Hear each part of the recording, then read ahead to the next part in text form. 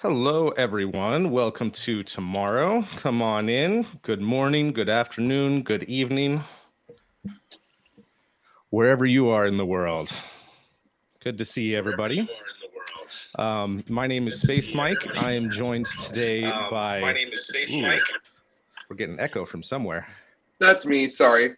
Oh, that's all right. I like our show so much. I was like, let's double it up tonight. Let's double it. Well, as you can see, we've got Jared with us here, our chief pagan. We also have Ryan with us today, and Dutta, who's just Dutta. And holy crap, guys, we are all still, we've calmed down a little bit, but I think we're all still riding the high a little bit of the absolutely monumental and historic landing of New Glenn on only its second flight ever. So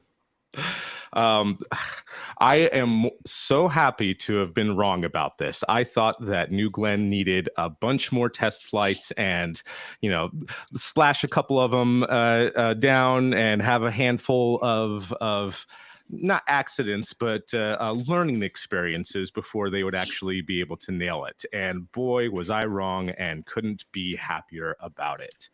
And we'll get into some of the clips. Not only has Blue Origin shared some, but Jeff Bezos has shared some cleaned up clips from the landing. And holy cow, what an impressive landing that was. And yeah, we'll get all into it. So first off, hello, everybody. Welcome in. We're here to celebrate this historic moment and talk about what comes next and what this means for the space industry. So first off, I'd like to get everyone's reactions. Dutta missed it, of course, but I think you caught up eventually, right? Did you watch some of the replays, right, Dutta? Yeah, there was some English dude yelling and shouting on the stream that I watched. He was super excited. I couldn't get it. But I mean, it's at the end of the day, it's a rocket lab launch, so you couldn't have watched it live because that would be against the rules. No, yeah, that would have been against the rules. No, it was incredibly fantastic to watch. They didn't have to pipe in the excitement for landing their spaceship, which was really cool. And this kind of backs what we've been saying all along. There's kind of two mentalities. There's the SpaceX way and everybody else's way, and Blue Origin showed that they could also get that to pay off. Absolutely. Jared, what were your thoughts when you watched this? Did you have a chance to watch it live, or did you watch the replay after the fact? I did watch it live, so I was sweating, as I often do, with these kinds of moments involved in spaceflight. And man, just lift off. Always watching it go that slow. I just am not used to seeing a rocket lift off of the pad that slow. So I think we're all gonna have to get used to it with the way New Glenn works. And it is a beautiful rocket. It really is a rocket that to me looks like how a rocket should look like. And watching it in flight, it was gorgeous. The tracking cameras that we were getting were gorgeous. Totally jealous of the engineers that have got the really good stuff to look at. And then the landing, obviously from the angle that they were showing of Jacqueline from the drone, it looked like it was going for the ocean. And I immediately thought, oh man, they got right there. It's almost like the first, Falcon Heavy flight where the center core, just at the last second diverted off of the drone ship and into the ocean. Oh man, they got right there, and they were so close, but they were so far. And then all of a sudden, there it pops up on sitting right in the middle of Jacqueline, having nailed the landing, and I realized, oh well, they're doing the hover technique that New Shepard does. They're not doing SpaceX's like zero miles an hour at 0 feet kind of landing style. No hover slam. Yeah. Emergency braking to stop just a millimeter shy of the deck. Yeah, I feel like the burn to end all burns is kind of how SpaceX does it. But then here we are with New Glenn, where it's kind of like it's a smooth operator. There we go. So it just comes in nice and easy, and is like, I'm gonna take my time while doing this. So it was just beautiful to see that, and then also look at those BE4 engines. Like that's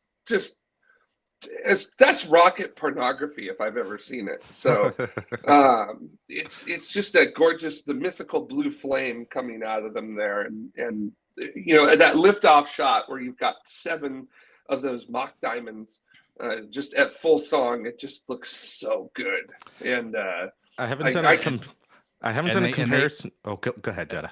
And they combined to create Voltron to create one big mock diamond in the middle. Yeah. And I really I cannot wait for this to fly out at Vandenberg one day, because it's just going to be another level of that. And just, I can't wait. It's going to be great. Yeah. And finally having a competitor in the world of spaceflight, this is going to be a really, really good thing for everybody involved.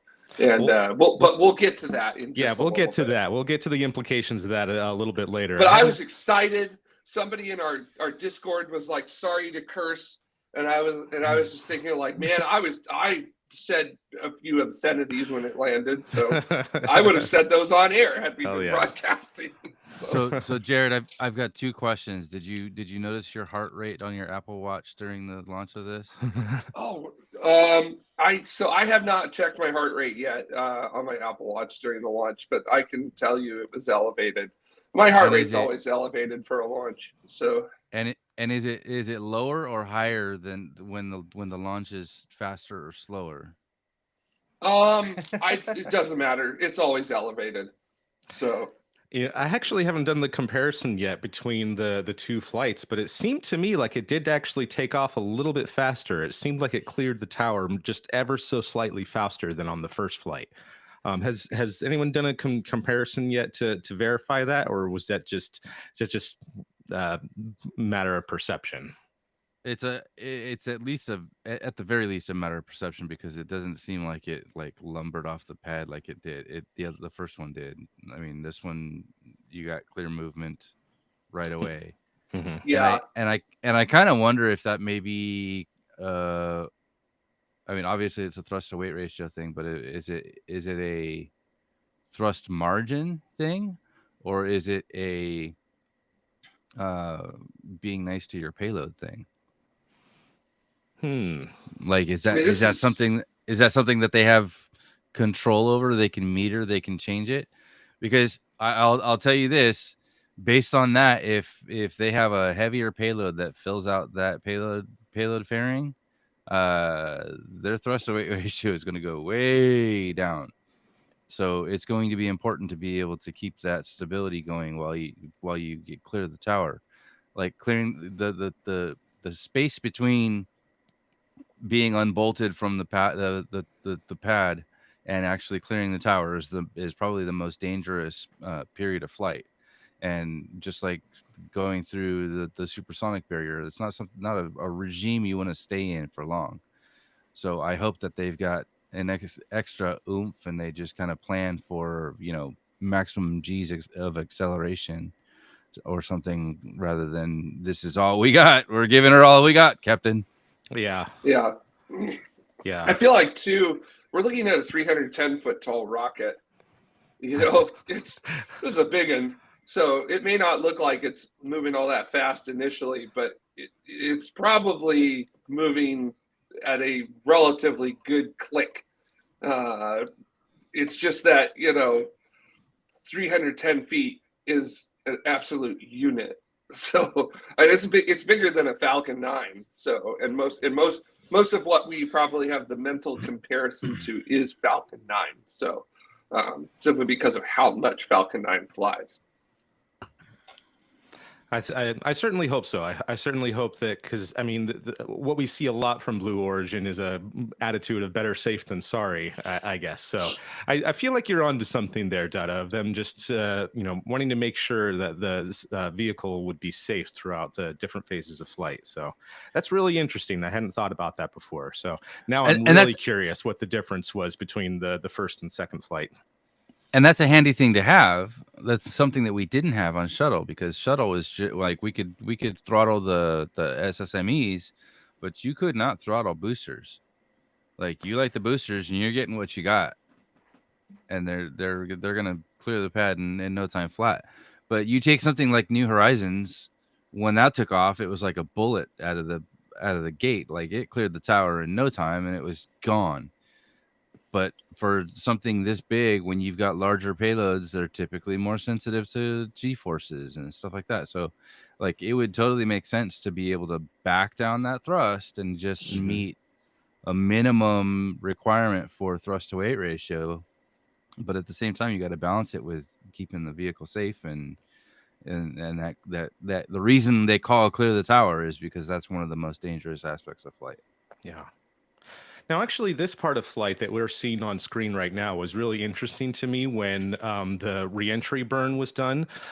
For those that were listening, the hosts on the Blue Origin stream said something really interesting. It very excitedly said, all 3 engines, which tells me that maybe 1 or 2 of the engines didn't ignite on the first flight, and that's why the landing burn failed on the first time. So I don't know. That was just really interesting to me.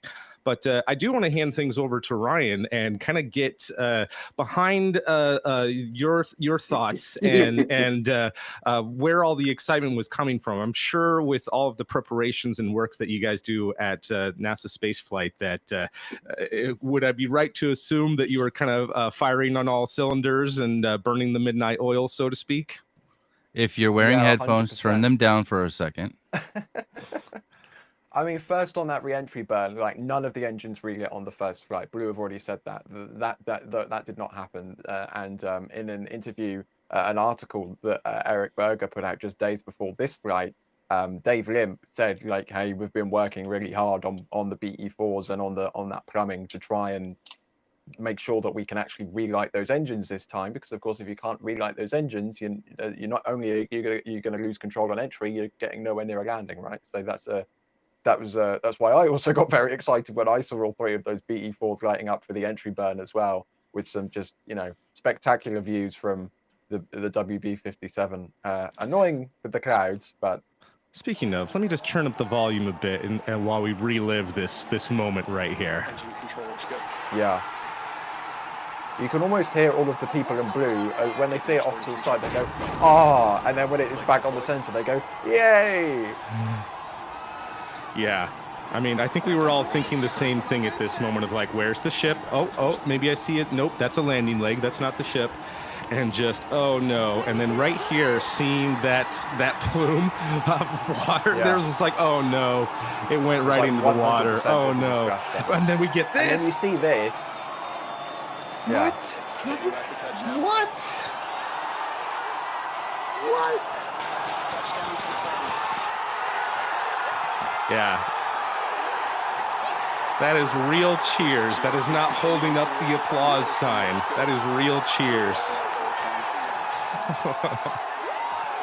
And I think this was everyone's confirmation. Did it? Didn't it?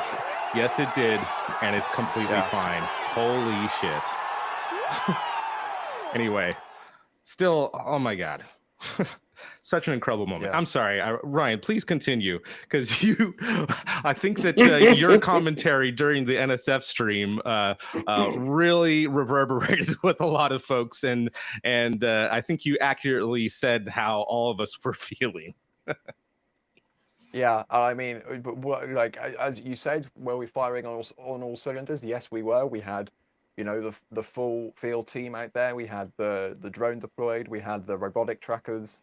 Both, moved remotely, as in the robotic cameras, but also the huge heavy tracker that we have there, DYs with all of their, the wide camera, the middle camera, and then the telescope. Like, we literally had a telescope camera looking at the aft end of the booster as it was going uphill, which was just, absolutely gobsmacking imagery from that of the BE4s. This is just a beautiful rocket, right? So we deployed everything to see this beautiful rocket, and yeah, it was. We saw that we've seen the ascent before, right? So we kind of knew what to expect from that ascent. The thrust to weight ratio, wasn't incredibly surprising given what we saw on the first flight, right? This is all stuff we would have been expecting.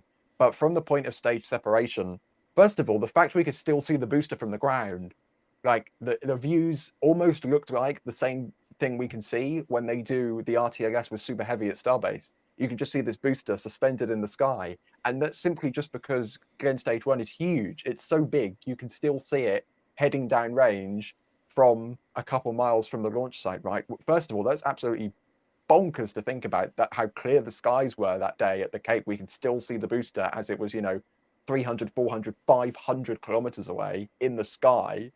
And then, of course, it comes to that entry burn. And it's like I'm saying on commentary, this is where it went wrong last time. Let's see if they can do it. And then they lit all three of those engines and they came back through the atmosphere perfectly fine. And then it's racing against the clouds. And then they light up the engines again for the landing burn. So you're like, okay, well, once you see the engines light for the landing burn, something exciting is going to happen. Whether that's exciting good or exciting bad, only time can tell at that point. But we know something, like excitement is guaranteed from that point onwards, right? When the landing burn lights. And then we obviously lose it through the clouds, which is annoying because on the Sunday attempt, like a week ago, there weren't any clouds at Jacqueline, but the weather was poor at the launch site. So it was cloudy at the launch site, but not cloudy at Jacqueline. For the actual launch attempt, it was clear at the launch site, cloudy at Jacqueline, which was kind of annoying. But then we go on board with the booster, and then you can't see the ship because the ship is like this, and then the booster's coming in like this, kind of, if that makes sense, right? It's flying in this way, and then the camera's on this side, so it's looking down at the ocean. We can't see the ship yet, but then it drifts across, and then we go to that drone view. I mean, I think it's safe to say rip Blue Origin drone. I highly doubt that survived that ordeal with the booster coming directly over the top of it. But then we see the plume coming up, and it looks exactly like we have seen so many times with Falcon boosters. Jared said, I mean, the most famous example is the center core from Falcon Heavy demo, and we just see it go straight into the ocean like that. And this is what this. If this was a Falcon 9 booster, it would be dead. But the fact that the BE4 and Glen Stage 1 has such a, this is a 60-meter tall machine. It has that incredible amount of maneuverability to be able to come from, I think I measured it to be like 375 feet away and then center perfectly on the deck of the drone ship and then do a smooth touchdown like that. You can make comments, and there have been comments I've seen on social media of people saying, "Oh, it's so inefficient. They can barely launch anything to orbit with that." But they just launched 2 spacecraft to Lagrange Point 2. I don't care which space company you are a fan of. On their second flight, they've launched 2 spacecraft to L2, right, and landed the booster smack bang in the middle. I don't care how efficient you have to be to do that. That's an incredible accomplishment. Absolutely. I mean, there's immense efficiency there if you can launch spacecraft to L2 and then have your booster just waltz on in like it's just showing up, coming in, grabbing and putting its hat and coat down, and then coming in and grabbing a drink before it sits down at the table. That thing's just cruising on in. So it's not screaming in like a Falcon 9 does. Having seen a Falcon 9 RTLS in person, that thing is cooking until that final burn. That it's gravity and aerodynamic forces that are handling it. So in this case, it's very much having that ability to just very gently come in. But also, I feel like too, the payload escapade was just about a ton. So and this is a big rocket. So, it kind of makes sense that they would have all this fuel left over to be able to do that. So we'll have to see if in the future the technique is similar, or if they're gonna stick with it, or if they're going to switch over to something that may be more efficient now that they actually have data about landing. That's really the best thing about this is not necessarily that it landed. It's that they now have data through the whole flight profile to make decisions for the future. And we'll have to see what those decisions are. Yeah. This is a risk averse posture. Yeah. Again, better safe than sorry. but when they have data, they can file that margin down.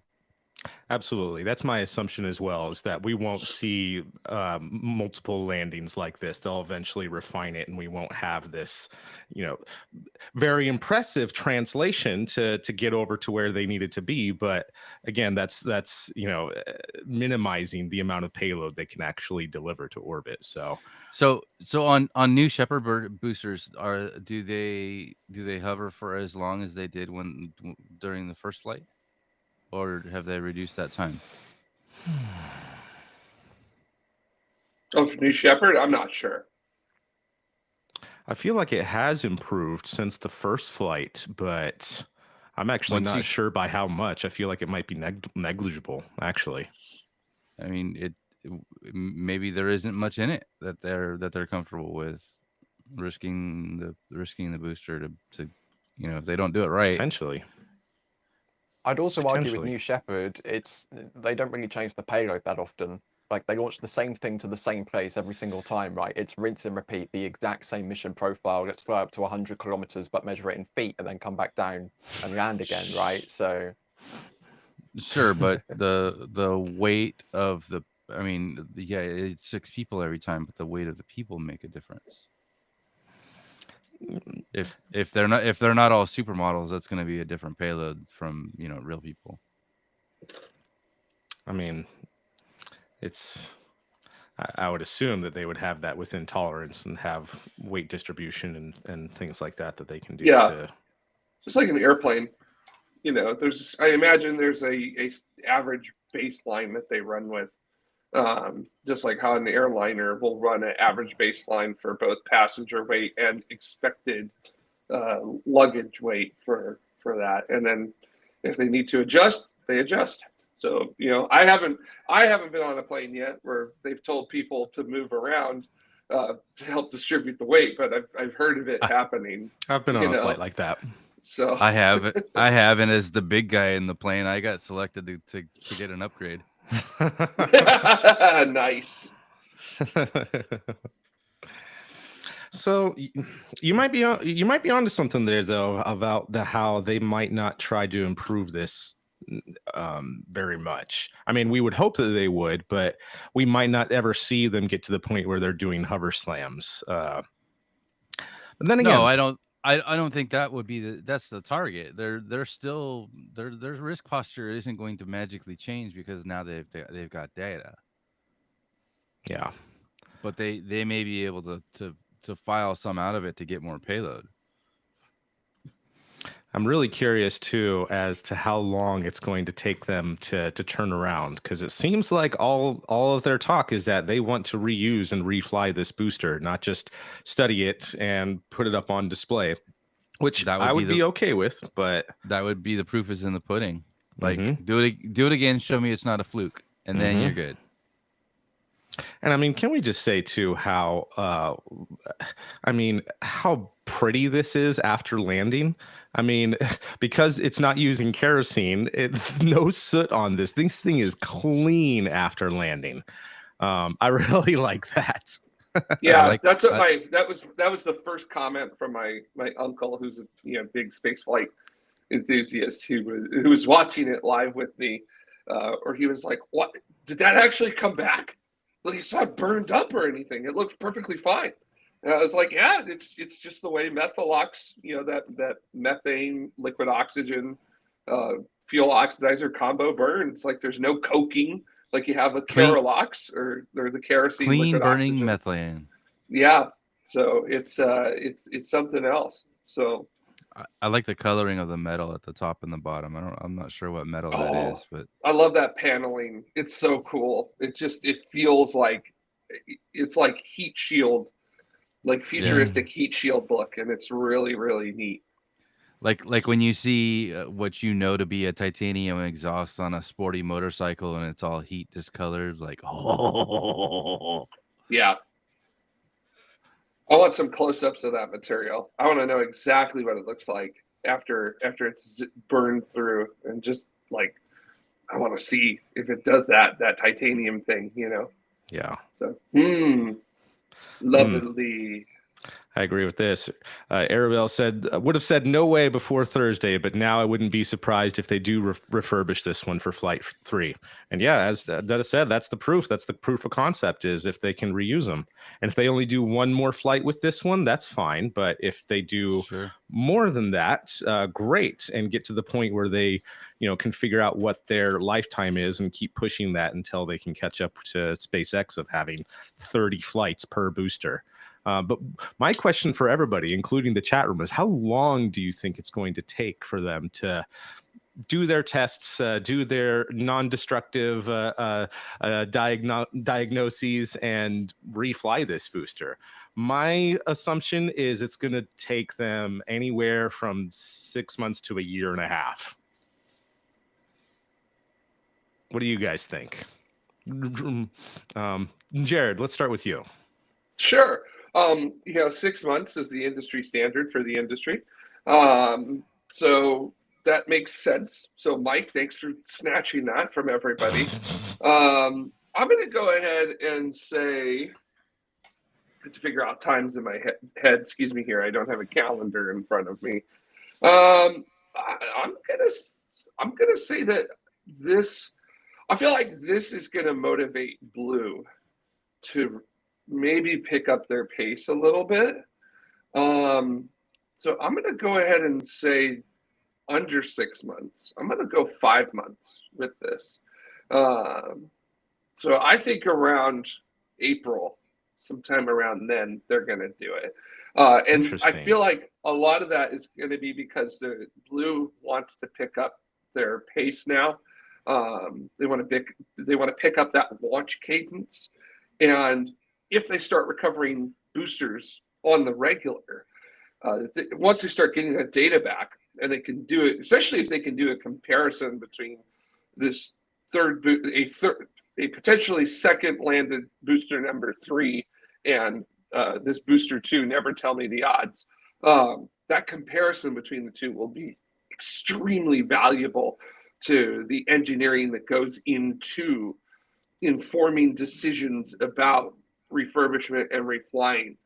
So that, to me, the third flight and the second recovery of a booster is actually going to be the most important aspect of getting this booster, never tell me the odds, reflying again if they decide to refly it. So yeah, and I feel like this will hopefully maybe have lit a fire under Blue. I mean, they've already kind of done that by changing up leadership and management. But we'll see. I'm feeling a little more optimistic about them now because they did it. So if you've done it, why don't you do it again? So, what do you think, Ryan? How long do you think it's going to take before they refly this? That's a great question, Mike.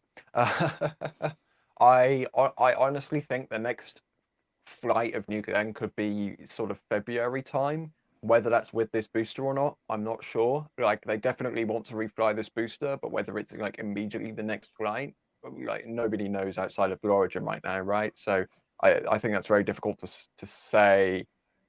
I think I'm rather optimistic. I was optimistic about this flight. I was optimistic about the last flight. I'll be optimistic about this as well. I'd say springtime. They wanna be flying this booster again. And what about you, Dutta? Do you disagree with any of that, or do you think it's going to take them a bit longer? $1, Bob.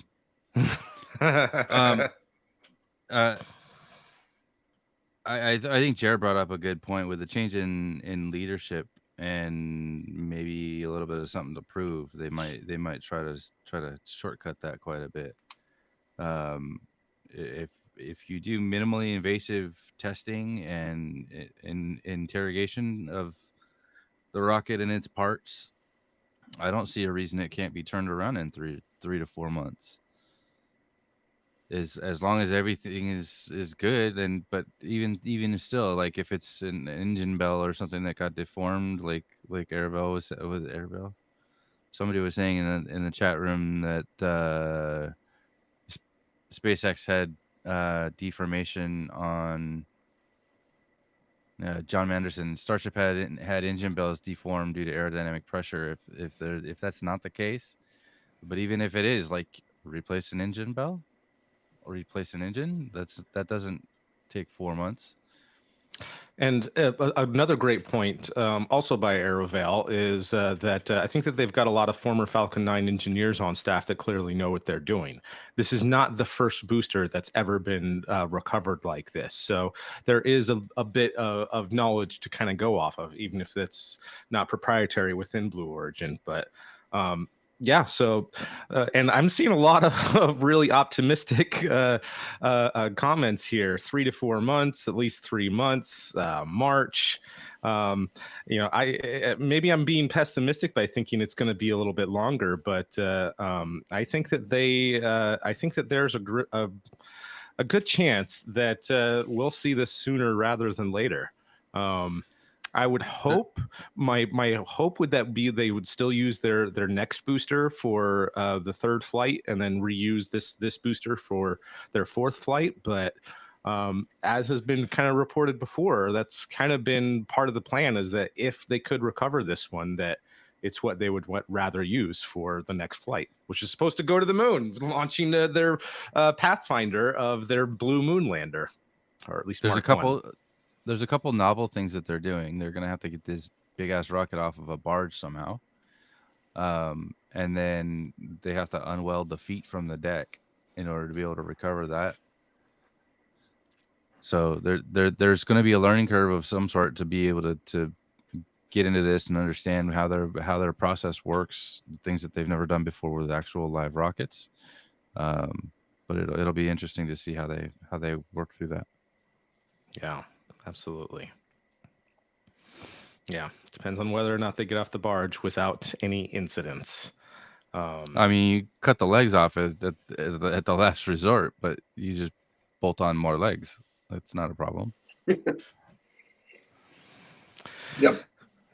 It certainly was interesting to see that discussion about the explosive bolts that you could barely see right after the landing.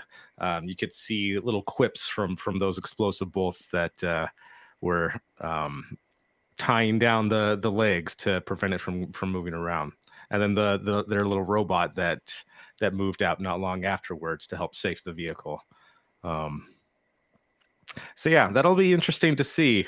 However, I don't think that it's going to be that big of a deal. I think that that's going to be minor in the grand scheme of things when it comes to the lakes. And well, now the aesthetic damage is incredibly minimal, right? And I'd argue that the aesthetics is the first thing to go on a booster that comes back in. So I think just the combination of this being Methalox and the fact that it just came in so clean, yeah, I hope, at least, I'm not an engineer, so I can't say that it will, but I hope that the minimal aesthetic damage bodes well for the physical damage, right? It wasn't like the first Super Heavy that got caught, which set fire to itself. So it definitely looked to be a little bit gentler than some other boosters, let's say. It makes SpaceX barge workers look like coal miners.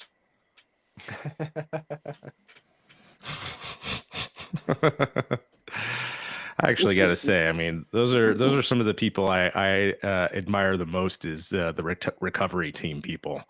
I feel like you could make movies, super exciting, dramatic, suspenseful movies about the recovery teams. I mean, like, do they vacate the barge before it lands? Yes, of course. There's no people on board. Do they? Yeah. You know this for sure? At least for the SpaceX ones, and for the Blue Origin, I mean, I think it was Dave Limp. I forget who said it, but somebody said, "Yeah, there's no people on this until the other recovery vehicle comes by that actually has people on it." Yeah, the video you were playing from the vertical phone video you were playing from Jeff Bezos earlier, that was taken presumably by a Blue employee on Harvey Stone, which is their support ship tug vessel, which tows Jacqueline out to the landing zone, and then they back off once it is in position. So I'm sure Blue are really regretting not having a proper tracking rig with a camera operator on there now, considering that the drone is at the bottom of the Atlantic Ocean. But yeah, maybe next time they'll put a proper camera on Jacqueline or on Harvey Stone, excuse me, so that you can track the booster as it comes in. It'd be nice. If only there was a really, really good video engineer that's figured out how to film rockets through plasma plumes. If only. If only. I believe we know such a person who recently has left SpaceX or is leaving SpaceX this week. So, and I really wish that she was here because I know we all are curious to hear some of her comments about how that stream went, and get some of her take on some of it. And I think we all could, we could nitpick and there was definitely some minor things, but I think overall they did an excellent job.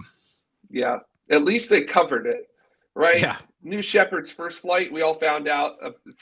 New Shepard's flight and first landing, we all found out about it 2 weeks after in the 3-minute recap video. So that's good news, though. That means they changed their way. policy from doing it, filming it, and then producing a video to sharing it with us live. Yeah, what an incredible evolution for Blue Origin's public relations department. So it originally existed in the past, but now it has come to the present. Exactly. Well, now that it's here, I feel like we need to talk a little bit more about the implications of this, and aside from a quiz before that. No, that's all right. We're not going to do a quiz this week at the request of our quiz maker.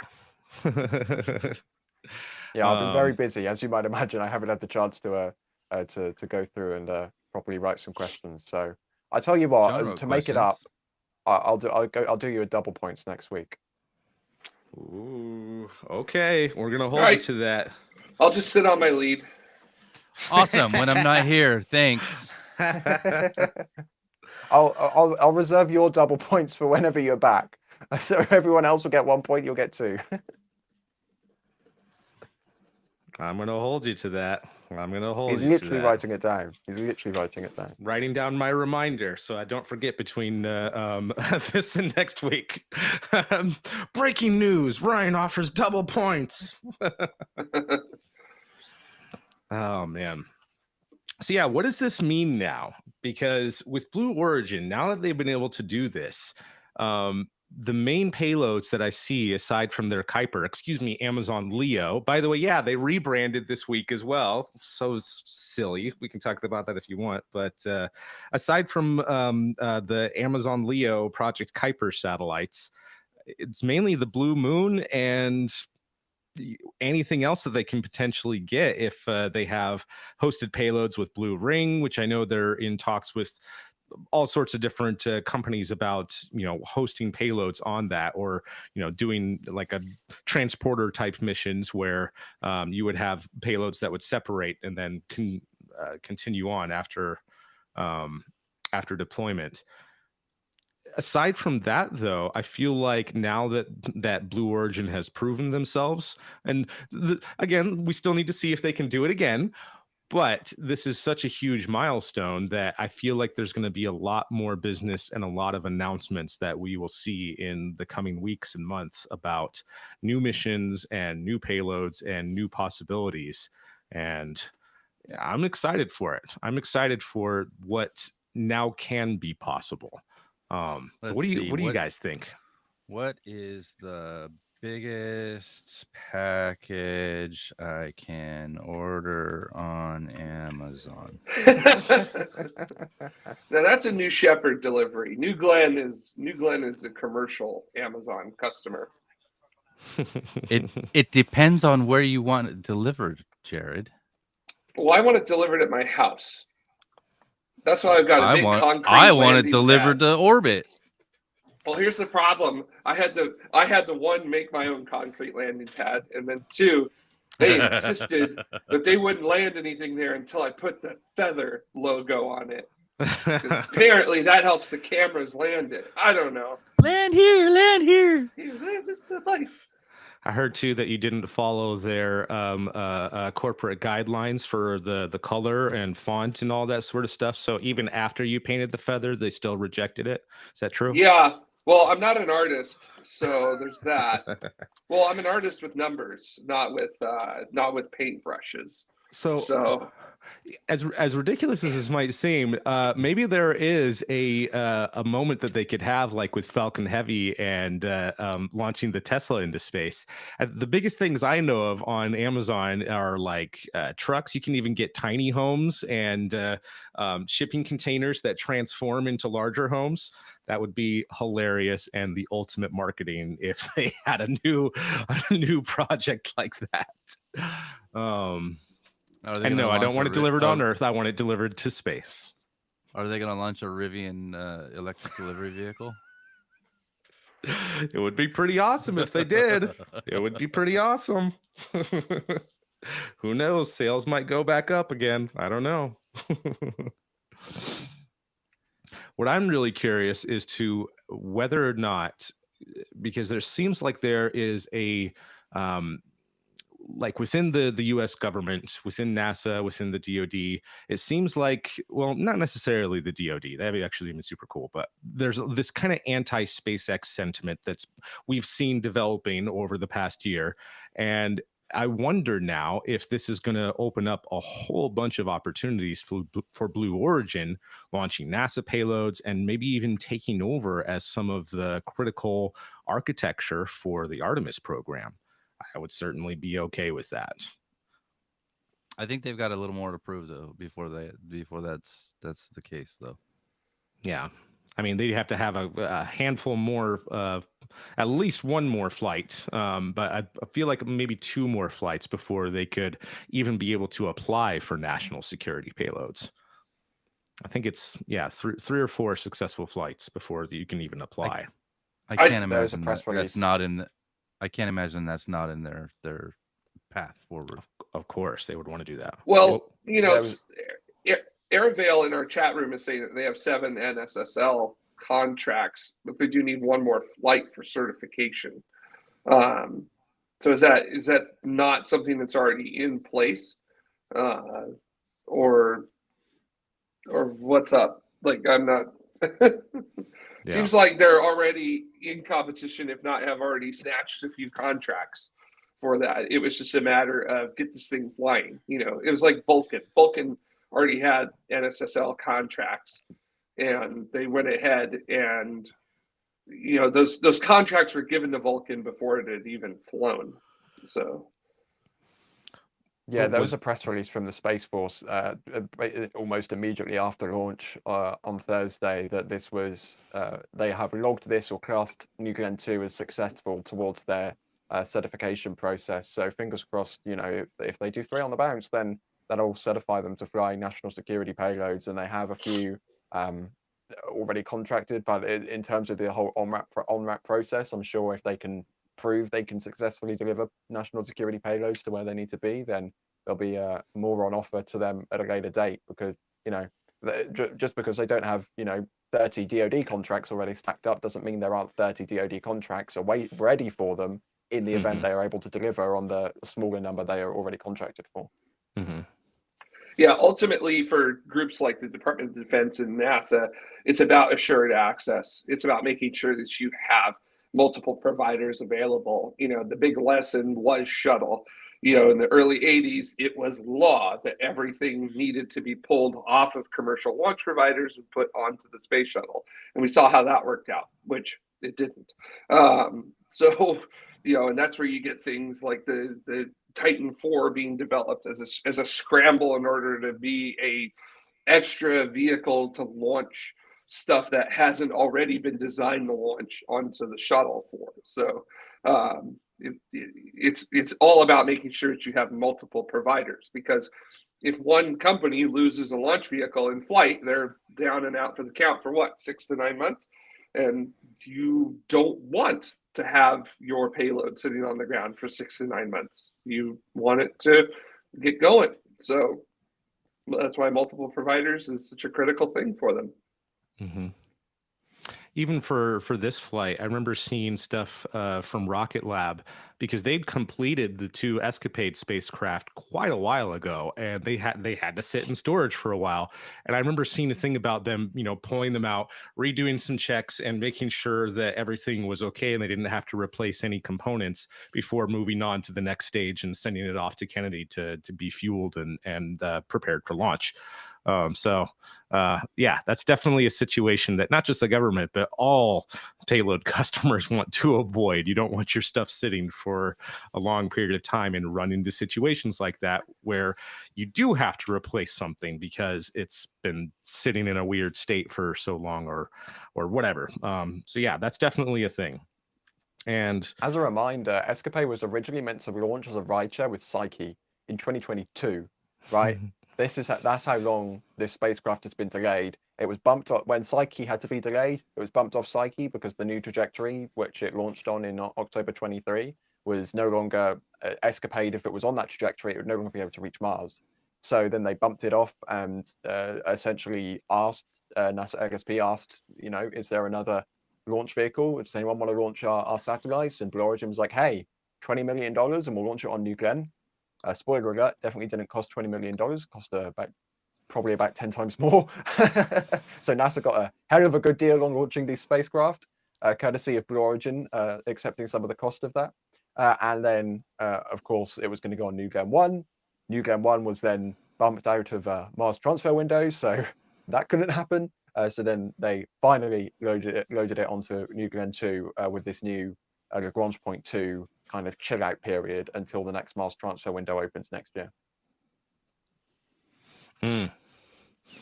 Interesting. From Ika, he remembers this: a scramble to shrink a payload to fit onto the shuttle. We had about a meter to remove. Oh man. But to your point, Ryan, yeah, I feel like this was a really good move for Blue Origin, even though they probably did this at extreme cost to them. I feel like it was still a beneficial move for them in the long term, especially having that relationship with NASA. And it's so funny, the whole thing between Rocket Lab and Blue Origin not really mentioning each other during all the hype leading up to this flight. Someone asked if there was what the beef was between them. I don't think there's beef. However, they both are trying to compete not for Mars sample return, but for the Mars telecommunications orbiter. They're both trying to gun for that right now. So yeah, they are so strangely obsessed with the Mars telecommunications orbiter, and they keep talking about it like it's this revolutionary thing that's going to change it. Like, okay, it's a cool satellite, but it's a satellite at the end of the day designed to communicate between Earth and Mars, right? I mean, they are just so like Rocket Lab and Blue Origin have talked about the Mars telecommunications orbiter more in the last 6 months than Rocket Lab has talked about Neutron and Blue Origin has talked about New Glenn. They are obsessed with this thing, and they are obsessed with getting the contract for this thing. Like they've provisioned for this in the big beautiful bill, right? There hasn't. There's like the Congress has provisioned the funds for it, but there hasn't been an official call yet from NASA even asking for this thing. And yet Blue Origin and Rocket Lab are like, Mars telecommunications orbiter, Mars telecommunications orbiter. Did you know we have a plan for a Mars telecommunications orbiter? Yes, we did. Funny enough, we did. I love that, like, they're competing for a mission that was like proposed even a decade before these companies existed. Like, it's just so it's so interesting to me that this mission's been on the books since like this mission's been on the books, proposed and wanting to happen since like the late 90s, the early aughts. So like you're just now beginning to actually have that come to fruition. Yeah, absolutely. And yeah, do we think that we're going to see Project Kuiper significantly stepping up its orbital assets? I'd imagine Blue Origin can launch a lot of satellites now.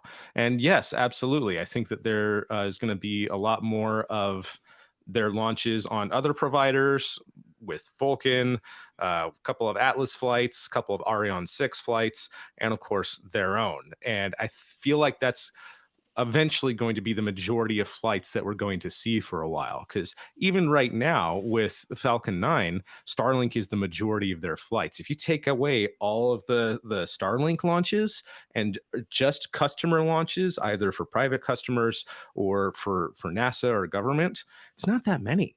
It's like, what, maybe 24 or so, like this year, that were non-Starlink I mean, flights. it's still more than the rest of the industry combined, but it's certainly Yes. not as much as the Starlink capacity. So I Yeah. see a similar thing happening with Blue Origin, where, you know, in a couple of years' time, a majority of their flights are going to be for their own stuff, whether it be Project Kuiper or Amazon Leo, or doing their own thing with their lunar ambitions. And that's, I feel like, a big difference between SpaceX and Blue Origin, is that they have much more of a lunar economy mindset that it seems like Elon is only recently kind of coming around to, with the whole AI and data centers and other potential things that we could move off world to the moon instead.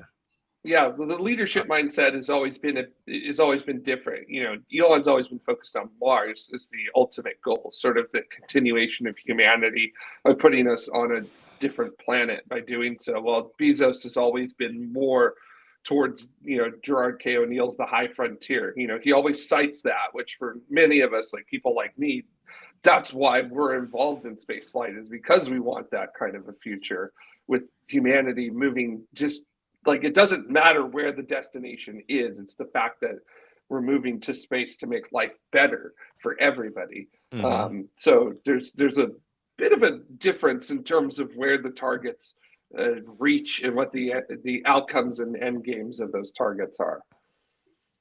Yeah, absolutely. Mm-hmm. And by the way, just to let you know, Project Kuiper had 3 Falcon 9 launches on the books. They've got 38 Vulcan Centaur launches, 18 Orion 6 launches, and 12 New Glenn launches.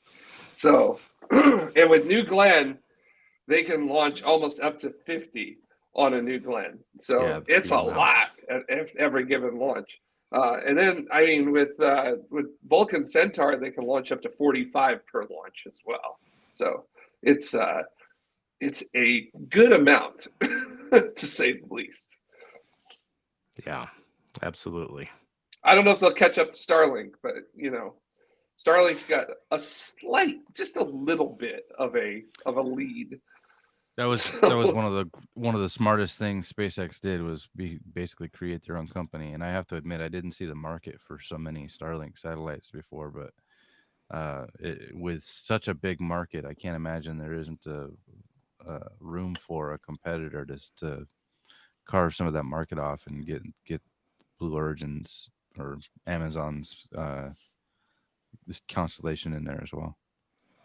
I mean, even from what I've seen, there's a huge backlog of customers, especially government customers, not just the United States, but around the world, who would rather deal with the Kuiper satellite system than with the Starlink system, unfortunately, for political reasons. And that alone right there, even though they might be behind, would be a reason for them to continue on, get their constellation fully operational, and provide as good, if not a better service than what Starlink is providing today.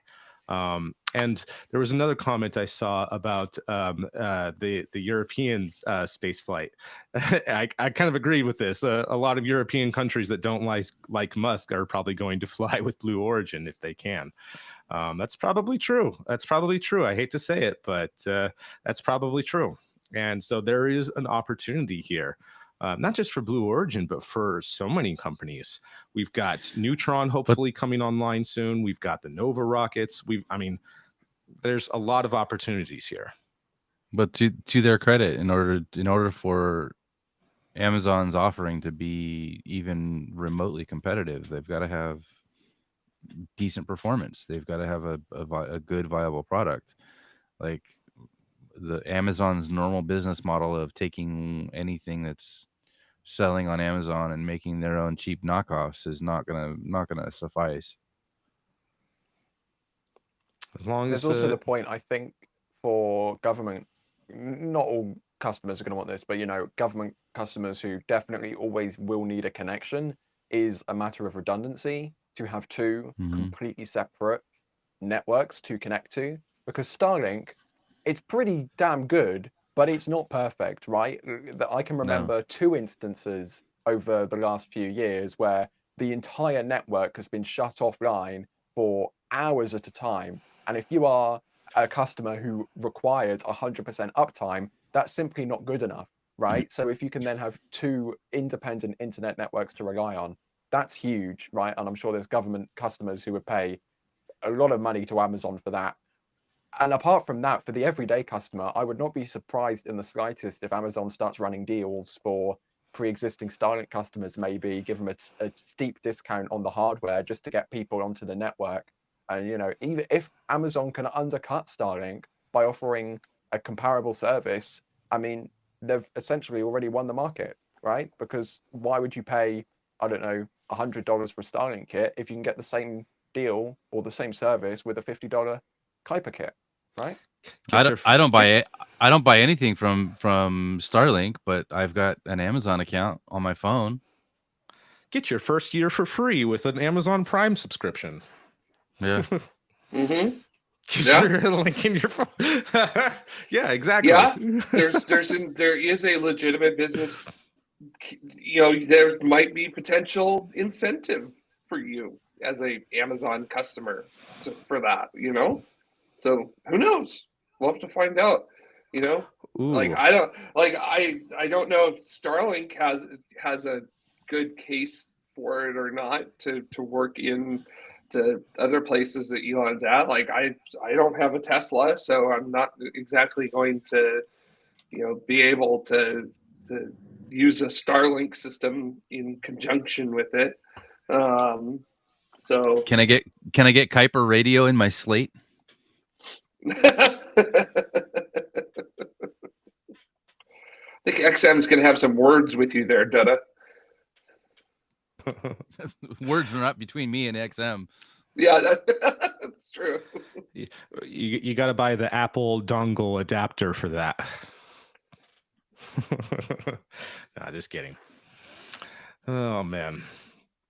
Well, yeah, I think that things are definitely, we're going to see some pretty incredible stuff, and my hope is that by early next year, springtime next year, that we'll see the next flight of New Glenn and see the Pathfinder prototype of Blue Moon Mark 1, so that they can start delivering CLIPS payloads and maybe even replace the lander for Artemis 3 if things aren't going along. But I feel like things are going to change with that, and the current plan is likely going to hold. But regardless, it's going to be exciting to see a lot of those updates and how that is going to play out. So what will be interesting to me is all of the contracts that SpaceX has for Starship. If they can't get their stuff together and prove that out as a reliable system that is able to deliver on schedule, not Elon time. If New Glenn is reliably launching and they have a more reliable schedule, if there's verbiage in the contract where certain gates pass, there is the option to reshop that contract. What contracts are there? Because the only one I know of is the Voyager Technologies to launch their Starlab module. I don't know. I'm just saying, like if I was somebody that wanted something launched, I want it launched by a certain date, and if they can't execute that, then I would have verbiage in there that says, look, if you slip by 30 days, okay, you're still in my window, but if it's 30 days plus 1, like I need to be able to get out of my contract so that I can find somebody that can launch this on my timeline. Yeah. Ryan, do you know of any others that were potentially signed up as a private customer for Starship? If not, that's okay. Because again, the only one I know of is the Voyager thing. It was the Voyager, and then there was a Japanese satellite as well. Those are the only two things I can think Oh of. yeah, that's right. I forgot about that one. That's right. There was But that one too. there might be more beyond that, but other than those two, I can't think right now. So Yeah. I know Vast as well wants to send parts That's of right. a station. Their core for module eventually. That's right. Yeah, a actual artificial gravity rotation station is what they want to launch, and they want the modules launched that way. I And don't think that's actually been inked yet, though. I think that's just more of a, hey, we'd love to do this if you want to do it, SpaceX. Sounds good, right? Yeah. Well, yeah, but now they've got another competitor. They've got somebody else that can lift an object that's just as heavy. Like more options, competition, lower launch costs. Mm-hmm. And Blue Origin is going to get to that point where SpaceX is at right now, where they can charge ridiculously low prices and still make a huge amount of profit. I've seen people, folks doing the math on like a cost today. It's roughly around $60 million for a Falcon 9 flight, and it's looking like 80% or higher is all profit, and that they could be offering Falcon 9 flights for way cheaper. And that's fine. That's still one of the cheapest things out there. So once Blue Origin gets to the point where they're rapidly reusing boosters and just having, whatever their costs of refurbishment, cleaning up, refueling would be, then they can be in that position to offer really, really low prices for a large amount of payload into low Earth orbit or to translunar injection or all sorts of other things, since they've proven that they're capable of doing these exotic flights, even though they're only 2 flights in. If you've got a lot of financial backing and a lot of runway, then there's actually some sense into giving away launches, basically, in order to be able to get customers. Like if you promise to give away the first launch, and then a satellite constellation is designed with adapters to your rocket, like, you're in. Absolutely. Yep. You may I just have to imagine the relief Jeff Bezos is feeling right now. The 25 years and millions of dollars pumped into Blue Origin is finally worth it, because this moment has finally enabled, like, they can launch stuff to far-flung destinations. Like, if the next launch supposedly is going to be the launch of Blue Moon Mark 1, right? I think New Glenn has shown that they can get Blue Moon Mark 1 on its way to the moon. Now it's just on Blue Moon to actually get that landing done, right? So whether they'll do that on the first attempt, I don't know. I mean, this flight has proven, and I think maybe I'm now less on the side this is an optimistic thought and more on the side this is a realistic thought. I have faith that Blue will be able to pull off some incredible stuff with Blue Moon, right? So this moment has enabled that future that Jeff has been dreaming of for so long now, and why he's been pumping so much money into Blue. Like, finally, they have the system, they can execute on the dream. I'm sure it's very wonderful from his perspective as well. Absolutely. There was a moment right after the landing, it cut to their mission control, and Dave Limp was standing right beside him, and of course starts celebrating and goes to give him a hug, and Jeff Bezos just sitting there and just like, I wonder if like it took a second for it to like, holy crap, this actually is real. Yeah. Like, finally. Either that, or it was just a smug, just like, this was supposed to happen 10 years ago. I don't know. I mean, by the fact he's been tweeting like 5 videos per day since this thing landed, I think he's very, very happy. Yeah. Oh, yeah. By the way, there was one more of his that I wanted to show with audio of right before separation of the second stage. And we get this crazy sound of the engine spooling up. Let me. It sounds like the drone. It sounds like rotors from a drone almost. Yeah, it sounds so weird. So let me pull this up, and I will make it somewhat quiet so that I don't blow out everyone's ears. But yeah, check this out. Right about here. What the heck? Like, yeah, It sounded like a power drill or something.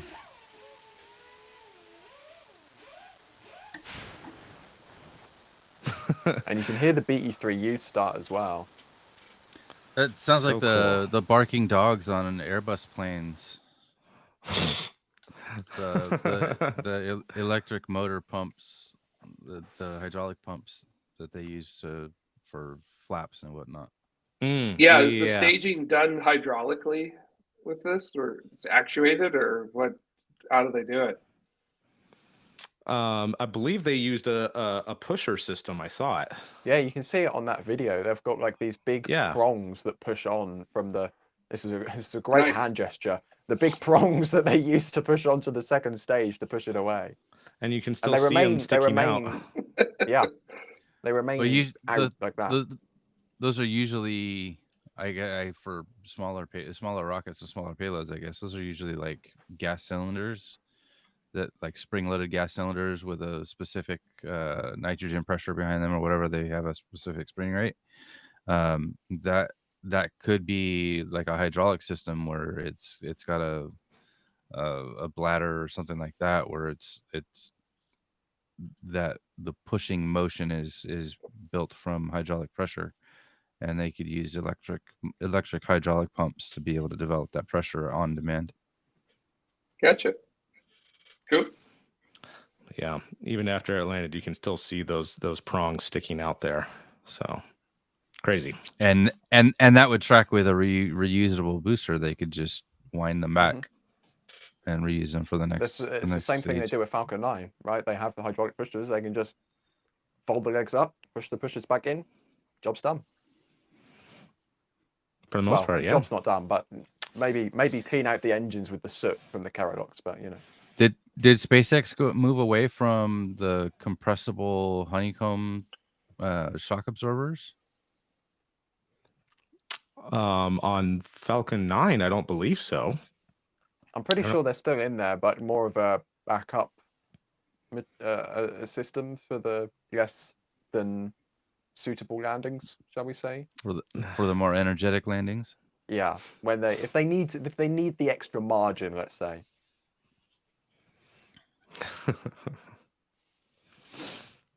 Yeah. Well, aside from this, though, I mean, I'm excited for what comes next, not just for Blue Origin and SpaceX, but for everyone else who's working on reusable boosters, including the plethora of Chinese companies that are working on it. And now, Ryan, you're going to have to redo your graphic. Who's next? Is it going to be ZQ3 or Neutron? That's my guess. Yeah, I mean, I would still put my money on GQ3 for now, just because it's simply closer to launch. We saw on Rocket Lab's earnings this week, the Neutron, unsurprisingly, has been officially delayed till next year. All they have said so far is hardware to Launch Complex 3, Q1 2026, and launch soon thereafter. So they're not putting a date on the launch, but they are putting a quarter for when hardware will arrive at the pad. And then they're only going to do a soft splashdown attempt on that first flight. And if that goes well, then they'll do a landing attempt on the second flight. So yeah, my money would still be on Juche 3 for now from ground space. But there's, of course, like more companies than you can name from China that are also working on reusable boosters. There's Nova, there's Terran R. There is so many. I mean, like the future has arrived, right? Like if you're doing expendable rocketry in the big 2025, your time has come. And yeah, I mean, I love Tory Bruno. I love ULA. I think Vulcan is a cool rocket, but smart reuse, like you need to bring the booster back. Like that, Vulcan is not long for this world. I'm sorry. Like it's just not. Yeah. I really wonder if after the batch of Kuiper satellites and their batch of national security payloads that they've gotten, whether or not there's going to be anything for Vulcan, unless they can somehow bring the price way, way, way down. And they would need to like build out of cardboard in order to do that, in order to make it cost competitive, because like they have invested their entire future in this, and maybe this is kind of conspiracy theory territory, right? But maybe we saw the desire to be bought out, right, for ULA's parents. They wanted someone else to buy out ULA. Maybe the parents of ULA have pushed ULA down this kind of very much path with a dead end to kind of like once Vulcan spittles out, maybe they're like, okay, we'll just call it a day. We've had our fun, but we don't want to be doing rocket launches anymore. We'll leave it to SpaceX. We'll leave it to Blue. We'll leave it to all the other companies. But that's just a theory. That's a complete conspiracy theory for me. But I would not be surprised if that is an actual eventuality that will happen. You know. Could be. You might not be too far off from conspiracy. So yeah, I heard that there were people that were interested, and that there was initial talks just immediately got killed by one or the other of the parents, whether it was Boeing or Lockheed. I never did get any confirmation of just like, yeah, no, even if the other side says yes, we're saying no. Sorry. And just that didn't really make much sense to me, but you might be onto something there. And if not, I'm always down for a good conspiracy theory. So aside from that, the only other thing I wanted to talk about was the whole Shenzhou stranded taikonauts situation, which basically had been resolved this week. By the way, we finally found out what kind of damage it was. Apparently, the window, the little porthole on the crew capsule of Shenzhou, has a crack in it from orbital debris. Which makes sense why they've been doing so. Like, what I'm really wondering in the corridor that they're in, like how bad it actually is, because we've seen EVA after EVA over the past 2 years of them installing this protective hardware on the outside of their Tiangong space station to help prevent damage from orbital debris. So really interesting situation there. That vehicle, they're doing some studies, so it seems like they might I don't know if they're going to try, but they're at least looking at the possibility if there's a way to fix that and still use that vehicle. But the Shenzhou 21 vehicle, the Shenzhou 20 is the one that has the damage on the porthole. The Shenzhou 21 vehicle is the one that recently launched and brought up the new crew. The old crew got into the Shenzhou 21, returned this week on that vehicle.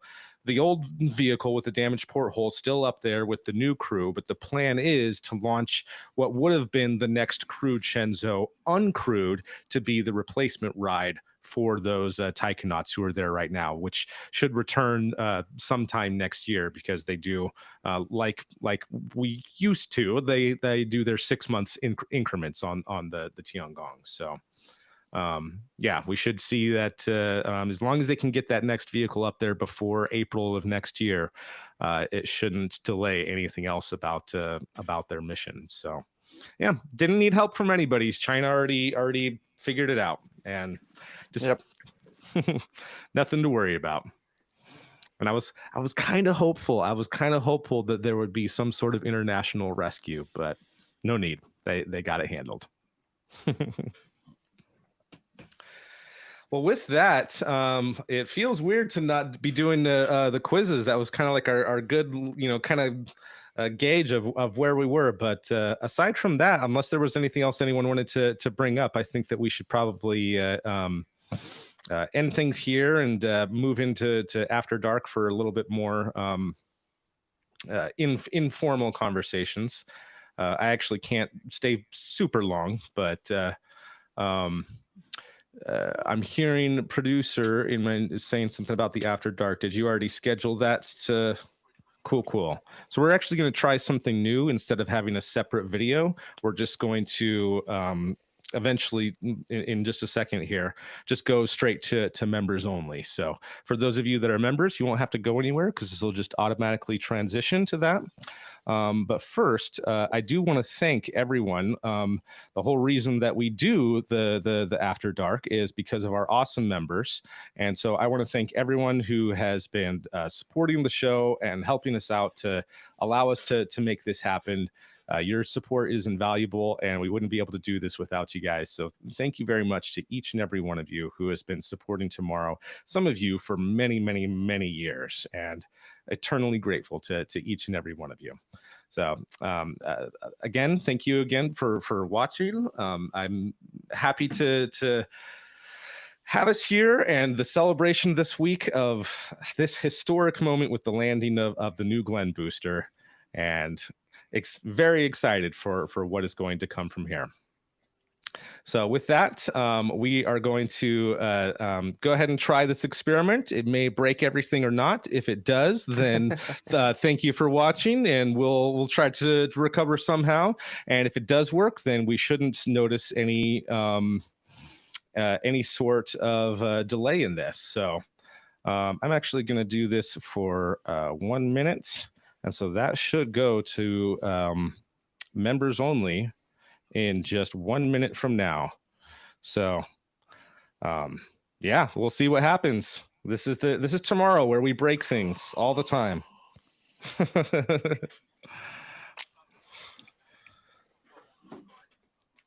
Yeah, John, if you want to sign out and come back in as an actual host here instead of just a voice only in our ears, you're more than welcome. All right. Well, thank you very much, everybody, and thanks for being here with Space Church today. I'm really curious as to see what happens. Yeah, and I'm not going to be sticking around for After Dark. I'm going to be out of here. So you all have a very good After Dark. So yeah, bye everybody. Thank you, Jared. Much appreciated. I always appreciate your thoughts and comments.